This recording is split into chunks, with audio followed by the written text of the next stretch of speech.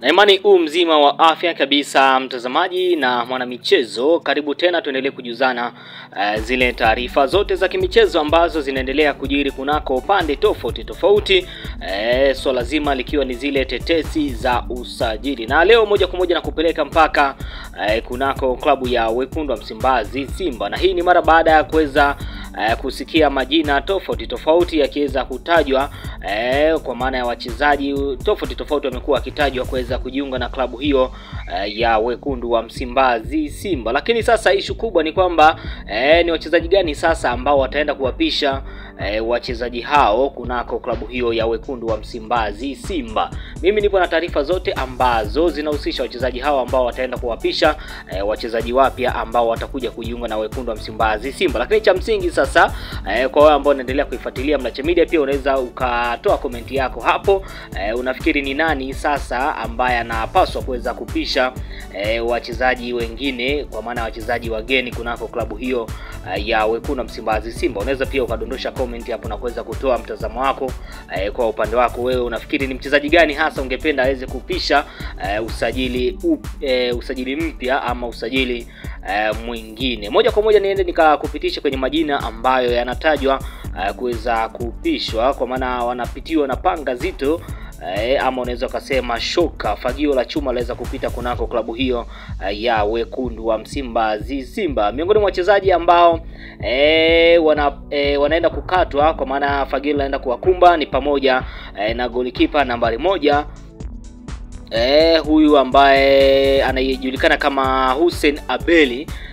Kumrazi, nimesema golikipa nambari 1, hapana, sio golikipa namba 1, huu ni golikipa nambari 3 Hussein Abeli, ambaye alijiunga na klabu ya Wekundu wa Msimbazi Simba kitokea kunako klabu ya KMC. Lakini pia nafasi sasa ya mchezaji huyu inaenda kuchukuliwa na golikipa ambaye anakitwanga pale kunako klabu ya JKT Tanzania. Huyu si mwingine ni Yakub Sulemani, ambaye hivi sasa amekuwa gumzo kunako vichwa vya habari kutokana pia na uwezo wake ambao umempelekea golikipa huyo hivi sasa kuwa kipa nambari 1 kunako timu ya taifa, kwa maana ya Taifa Stars. Lakini pia mchezaji mwingine ambaye anatajwa kuondoka ni Chamo Karabwa, ambaye hivi sasa ameonekana kama vile kushindwa kabisa kuonesha kile kiwango ambacho watu wengi walikuwa wakitegemea kutoka kwa mchezaji huyu Chamo Karabwa. Tunakumbuka pia hata kwenye mechi ya dabi mchezaji huyu aliweza kufanyiwa sabu, alishindwa kuweza kumaliza dakika zote 90. Mchezaji mwingine ni Chefondo Maloni, naye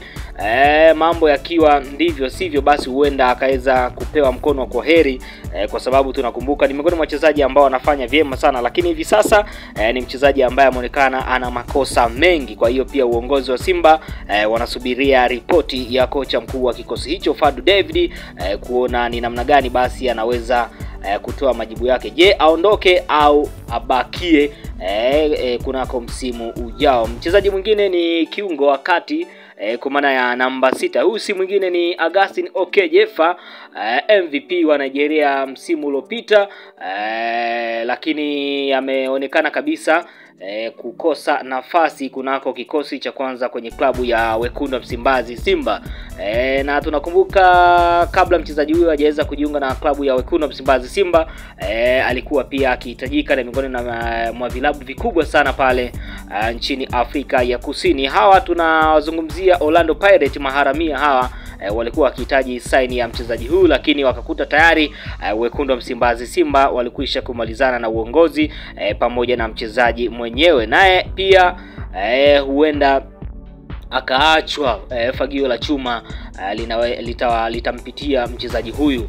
Lakini pia mchezaji mwingine bana ni Omari, miongoni mwa wachezaji ambao walijiunga na Wekundu wa Msimbazi Simba akitokea kunako klabu ya Mashujaa ya kule mkoani Kigoma. Mchezaji huyu ambaye alipewa jezi nambari 8, miongoni mwa wachezaji ambao walitegemewa kufanya makubwa sana kulingana na vipaji walivyokuwa navyo, lakini ameshindwa kutamba ama kuonesha kile kiwango ambacho watu wengi walikuwa wanakitegemea kutoka kwa mchezaji huyu. Lakini pia mchezaji mwingine ni Fabrice Luamba Ngoma, miongoni mwa wachezaji ambao Fadu David anawakubali sana, lakini kuna issue moja ambayo vyanzo vyangu vinaniambia kwamba mchezaji huyu Fabrice Luamba Ngoma aliweza kuzungumza na wenzake na kuwahamasisha